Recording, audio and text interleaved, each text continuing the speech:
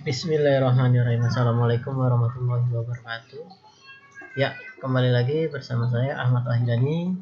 Kita akan melanjutkan sesi kedua, materi kedua, yaitu tentang pengenalan AutoCAD. Tapi sebelum kita melakukan perkenalan AutoCAD, kita akan membahas perkembangan khususnya di dunia dalam menggambar teknik ya.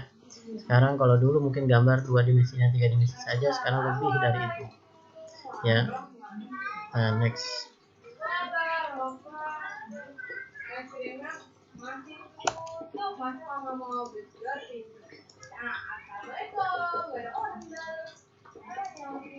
Ya, yang pertama pengenalan BIM.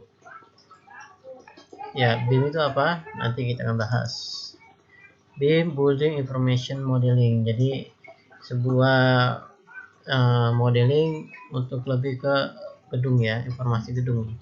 Jadi ada apa saja di sini? Yang pertama ada dari yang pertama ya. Ada conceptual design.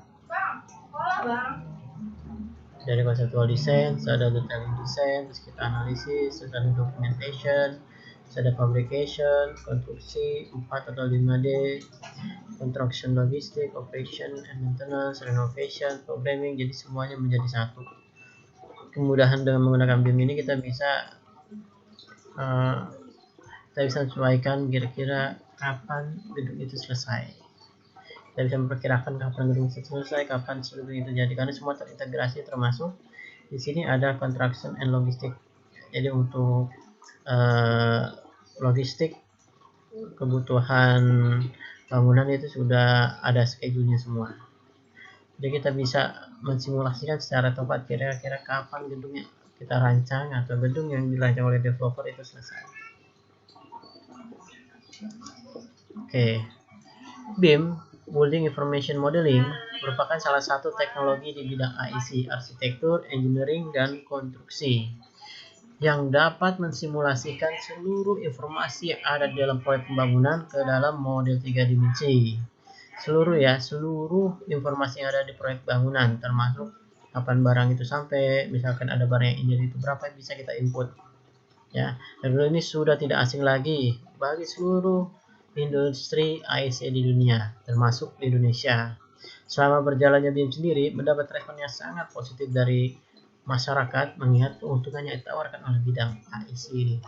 Dengan menerapkan metode BIM, baik itu developer atau pengembang, konsultan, ataupun kontraktor, dapat menghemat waktu pengerjaan, biaya yang dikeluarkan, serta tenaga kerja yang dibutuhkan. Kalau dia ada simulasi, misalkan kapan ngerjain topping, kapan ngerjain ini, nah jadi bisa memperhitungkan ya kapan pengerjaannya. Jadi bisa memperhitungkan berapa sumber daya atau berapa orang yang akan dikerjakan, karena sudah tahu. Perlahan-lahan BIM mulai diaplikasikan di masing-masing sektor. Penerapan BIM sudah diterapkan oleh aktor besar di sektor industri konstruksi di Indonesia seperti PP, Pembangunan Perumahan, yang merupakan perusahaan BUMN, Hotel Bangun Persada yang merupakan perusahaan swasta, ada juga Wika, Wijaya Karya, dan hampir semua BUMN yang di sektor ini sudah menggunakan BIM. Ya. Lanjut, metode BIM juga telah diaplikasikan di sektor pengembang, developer seperti PT Intiland, Sinarmas.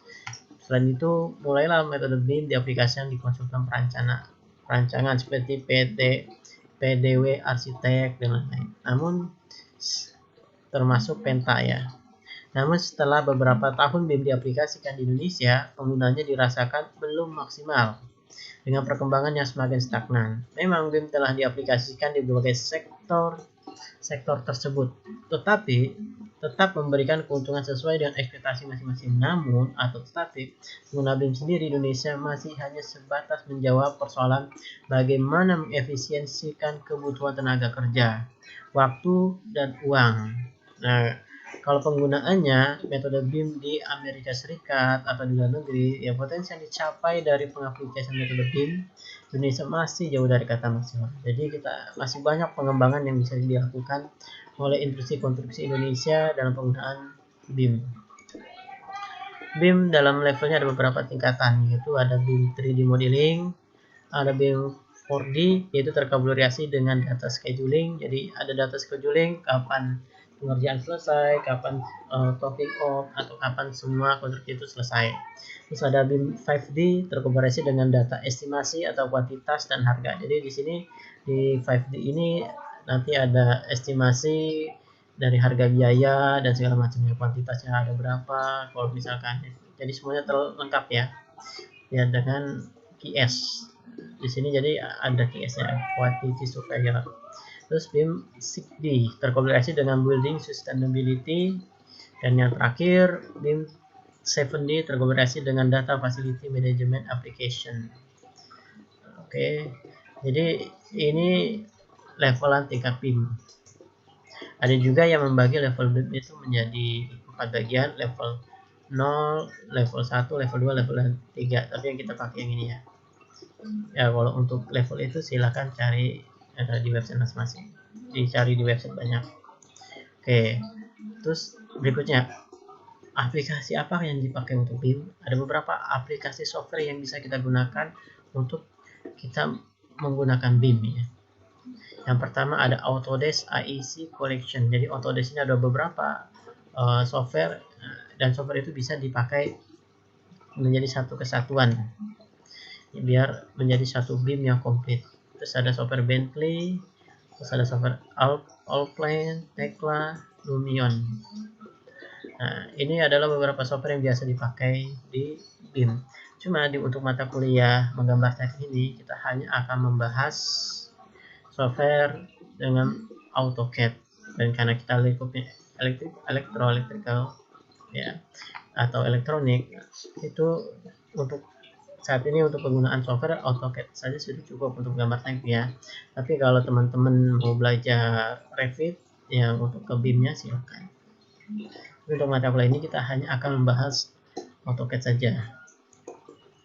Oke, Autodesk AEC Collection yang pertama adalah Revit yang lambangnya seperti huruf R. Nah, Autodesk Revit Structure, ada juga Revit untuk MEP ya. Revit merupakan bagian dari Autodesk yang biasa digunakan untuk memodelkan gambar struktur, arsitektur, dan MEP. Jadi semuanya menjadi satu kesatuan. Jadi kita menggunakan Revit ini kita bisa mengetahui koordinasi antara struktur, arsitek dengan MEP. MEP sendiri itu biasanya ada hal-hal yang saling berbentrokan. Contoh misalkan ada pipa melintang, terus ada kabel. Nah itu kira-kira cukup atau enggak speknya untuk di area ceiling ya, di atas ceiling. Dengan software Revit ini kita bisa mensimulasikan itu semua. Kita bisa gambar 3D-nya, kita bisa lihat kira-kira untuk semua MEP ini kira-kira cukup atau enggak space-nya. Oke, software BIM ini cocok untuk pekerjaan gedung, dermaga, rumah, jembatan struktur beton, dan lain-lain.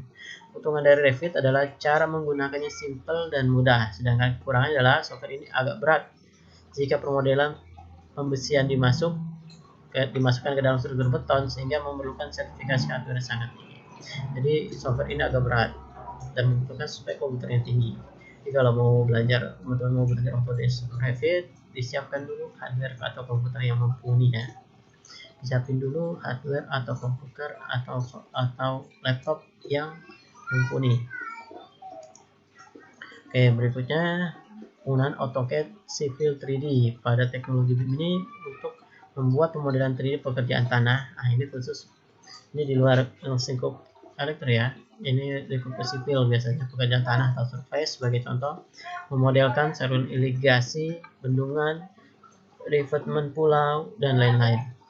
Dari Civil 3D kita bisa menghitung secara cepat dan akurat kebutuhan volume pekerjaan. Selain itu juga output dari Civil 3D bisa diekspor ke InfraWorks maupun Lumion untuk divisualisasi dan rendering gambar. Tampilannya seperti ini. Nah, ini contoh tampilannya ya. Terus ada berikutnya lagi BIM 360. Bukan seperti software-software yang lain, BIM 360 bisa dikatakan sebagai layanan komputasi awan. Jadi dia ada database-nya yang ada di server, bisa diakses oleh siapa saja. Tujuan kita menggunakan BIM 360 adalah untuk komunikasi dan koordinasi dengan pihak lain seperti owner atau konsultan dimanapun berada. Caranya adalah kita menggunakan BIM harus mengupload file sivil 3 dimensi, Revit, dan lainnya di website BIM 360. Keunggulan dari layanan BIM 360 adalah owner atau pihak lain tidak perlu memiliki software BIM. Yang terpenting mempunyai akses untuk membuka akun BIM. Ini yang paling penting. Oke, berikutnya Autodesk IAC Collection. Yang berikutnya adalah software BIM yang satu ini digunakan untuk memvisualisasikan pemodelan gambar 3D dengan cara menggabungkan semua file sivil 3D dan Revit. Fungsi dari InfraWorks, jadi nama software adalah InfraWorks ya, untuk mengintegrasikan pemodelan dari berbagai software BIM lainnya. Sebagai contoh, jika kita membuat BIM proyek jalan dan jembatan, maka pekerjaan jalan kita buat dengan menggunakan Civil 3D, sedangkan model jembatan yang kita buat di Revit. Jadi antara Civil 3D dan Revit digabungkan. Kemudian dengan InfraWorks ini kita gabungkan jalanan dan jembatan tersebut. Jadi seperti ini contohnya ya. Oke, berikutnya